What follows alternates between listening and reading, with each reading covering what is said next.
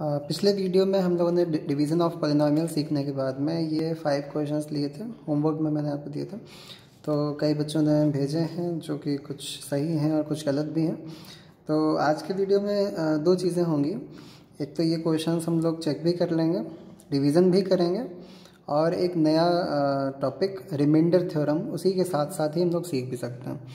तो इसका पहला क्वेश्चन था ये वाला, इसको हम लोग ले लेते हैं। इसमें पी एक्स और क्यू एक्स दिए हुए थे, और पी एक्स और जी एक्स, एक्चुअली पी एक्स और जी एक्स ये दिए हुए हैं। सबसे पहला काम हम लोग इनकी डिग्री के डिक्रीजिंग ऑर्डर में इनको रखते हैं।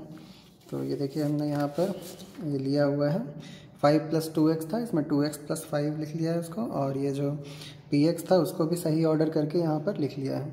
अब डिवीज़न कर लेते हैं, जो तरीका पिछली बार आपको बताया गया था। First term and first term side में डिवाइड कर लेते हैं, 2x³ / 2x, जिससे कि आपको मिल जाता है x², और x² को आप यहाँ लिखेंगे। x² से इन दोनों को मल्टीप्लाई करके यहाँ पर लिखेंगे। मल्टीप्लाई करेंगे x² से 2x को तो मिलेगा 2x³, और x² से 5 को करेंगे 5x², और फिर उसके बाद सब्ट्रैक्ट करते हैं, ये कैंसिल, और यहाँ पे बचता है 2x², और ये -7x और ये -28, ये नोट कर लेते हैं। फिर से वही प्रोसीजर रिपीट करते हैं। 2x² फर्स्ट टर्म यहाँ पर है, और यहाँ पर 2x से डिवाइड कर लेते हैं, जिससे डिवाइड करने पर आपको x मिलेगा, और इस x को यहाँ पर लिखते हैं, और x से यहाँ पर मल्टीप्लाई करते हैं इन दोनों टर्म्स को, और यहाँ लिख लेते हैं 2x², और x से 5 को करेंगे तो 5x। सब्ट्रैक्ट करना है, माइनस ये कैंसिल होंगे, -7x एंड -5x मिलाकर -12x, और ये -28। अब -12x है और यहाँ पर 2x है, इससे डिवाइड करेंगे तो -6x मिलेगा आपको। -6x को यहाँ पर लिखेंगे,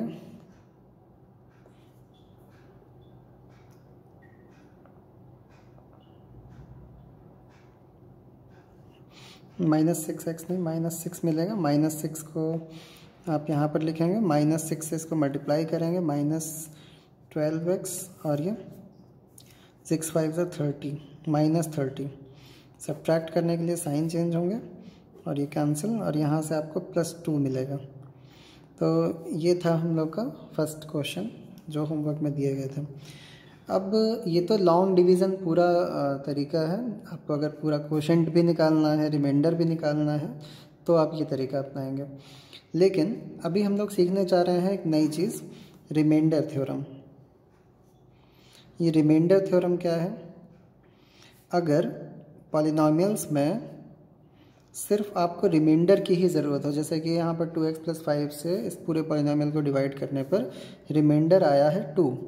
अगर आपको सिर्फ रिमाइंडर की ही ज़रूरत हो, क्वोशेंट की ज़रूरत ना हो, तो आप इस रिमाइंडर थ्योरम का यूज़ कर सकते हैं, जिसमें आपको ये डिवीज़न प्रोसेस नहीं करना पड़ेगा। अब ये डिवीज़न प्रोसेस नहीं करना पड़ेगा तो फिर क्या करना होगा? कुछ तो करना ही पड़ेगा। तो वो क्या तरीका है वो अभी हम लोग सीखेंगे। तो रिमाइंडर थ्योरम जो प्रोसेस है, इसमें हम लोग इस 2x + 5, ये जो gx था हमारा, इसको 0 के इक्वल रखते हैं।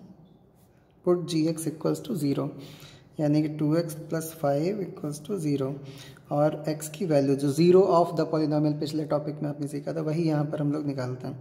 2x = -5 एंड x = -5/2, और ये जो x की वैल्यू आती है -5/2, इसको हम लोग रख देते हैं px में। मतलब ये जो पूरा गिवन पॉलिनोमियल था, इसमें x की जगह पर ये वैल्यू हम लोग रख देते हैं और कैलकुलेट करते हैं। कैलकुलेट करने पर सीधा रिमाइंडर हमको मिल जाता है 2। करके देखते हैं।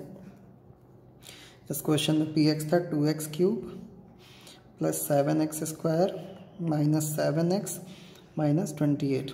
अब इसमें जहाँ पर भी x है वहाँ पर हम लोग रखेंगे -5/2,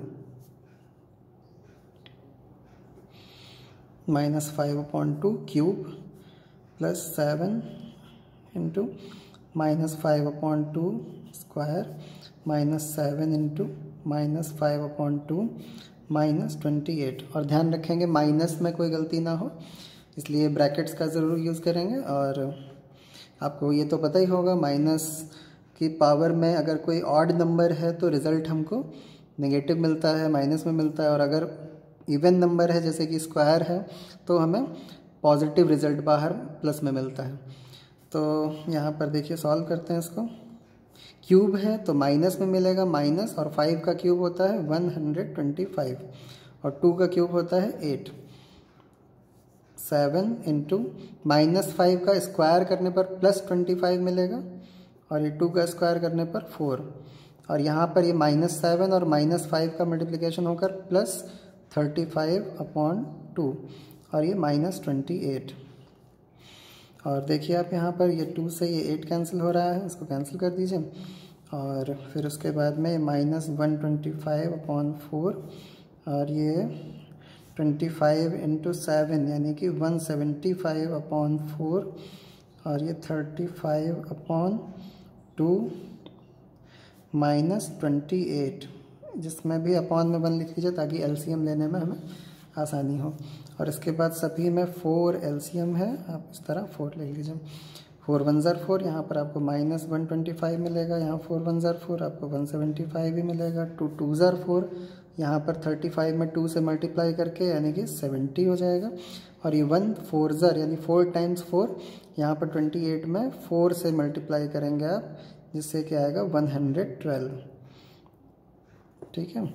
अब यहाँ पर देखिए जो नेगेटिव नंबर्स हैं वो आपस में ऐड हो जाएंगे और जो पॉजिटिव हैं वो आपस में ऐड हो जाएंगे, फिर सब्ट्रैक्ट कर लेंगे, या अपने अकॉर्डिंग आप जैसे भी आपको ठीक लगे वैसे आप कर सकते हैं। तो यहाँ देखिए हम लोग इसको सिंपल रहेगा, 175 में से 125 माइनस कर लें तो 50 मिलेगा प्लस का, और यहाँ से इन दोनों में से हमको मिल जाएगा 42 -42 और अपॉन 4। 50 में से 42 घटाने पर आता है 8/4 यानी कि फाइनली 2। ये देखिए सॉल्व करने से हमको 2 मिलता है। अब हाँ, ये अलग बात है, हम लोगों ने आज पहला क्वेश्चन ही क्योंकि उस लिस्ट से सेलेक्ट किया, तो x की वैल्यू ये यहाँ पर -5/2 आई है, जिसको रखकर कैलकुलेट करना थोड़ा सा लॉन्ग है। लेकिन अगर यही x की वैल्यू थोड़ी सिंपल होती, लाइक -1 +1 -2 +2 ऐसा कुछ होता, तो ये कैलकुलेशन और भी आसान होता। अभी देखेंगे अगले क्वेश्चंस में काफ़ी ज़्यादा आसान होगा। तो रिमाइंडर थ्योरम हम लोग की ये जो कॉन्सेप्ट है, ये जो अगला टॉपिक है हमारा, ये सिर्फ रिमाइंडर फाइंड करने के लिए है। इसकी हेल्प से हम कोशेंट नहीं फाइंड कर सकते, इस बात का हमेशा ध्यान रखिएगा। जब भी आपको कोशेंट फाइंड करना हो तब आपको ये लॉन्ग डिवीज़न प्रोसेस ही करना पड़ेगा, और अगर कोशेंट नहीं फाइंड करना है, सिर्फ रिमाइंडर फाइंड करना है, तो ये तरीका बेटर होगा, और यही आपके सिलेबस में ख़ास तौर से है। तो आप देखिए रिमाइंडर थ्योरम में फिर से एक बार ये ध्यान कर लीजिए, जो डिवीज़र है उसको 0 के इक्वल रखेंगे और x की या जो भी वेरिएबल है उसकी वैल्यू निकालेंगे, और फिर उस वैल्यू को डिविडेंड का जो पूरा पॉलिनोमियल दिया हुआ था px, जिसको जनरली लिखते हैं, उसमें हम लोग रख देते हैं x या जो भी वेरिएबल है उसकी जगह पर, और फिर उसको सिंप्लीफाई कर लेते हैं जैसे कि नॉर्मली किया जाता है रैशनल नंबर्स को। और ये देखिए सिंप्लीफाई करने से वही नंबर हमको मिला जो यहाँ वाकई में पूरा डिवाइड करने से, पूरा लॉन्ग डिवीज़न करने से मिला था। तो ये रहा रिमाइंडर 2, और यहाँ से भी रिमाइंडर 2 ही आया है। ये है रिमाइंडर थ्योरम। तो ये बहुत ही इंपॉर्टेंट कॉन्सेप्ट है। अगर ये समझ में ना आया हो तो फिर से वीडियो को एक बार बैक करिए, शुरुआत से देखिए, और इसको 2 बार देखने के बाद ही आप आगे बढ़िएगा।